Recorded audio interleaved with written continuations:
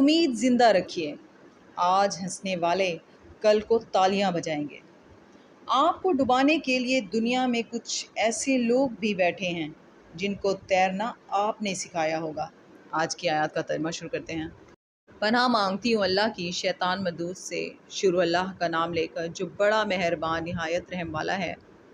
میری قوم، میں اس وعظ و نصیحت کا تم سے کچھ صلہ نہیں مانگتا، میرا صلہ تو اس کے ذمے ہے جس نے مجھے پیدا کیا، بھلا تم سمجھتے کیوں نہیں؟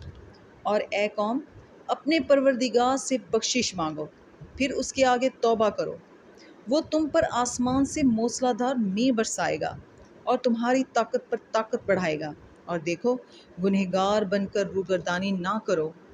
وہ بولے، ہود، تم ہمارے پاس کوئی دلیل ظاہر نہیں لائے، اور ہم صرف تمہارے کہنے سے نہ اپنے معبودوں کو چھوڑنے والے ہیں اور نہ تم پر ایمان لانے والے ہیں۔ ہم تو یہ سمجھتے ہیں کہ ہمارے کسی معبود نے تمہیں آسیب پہنچا کر دیوانہ کر دیا ہے۔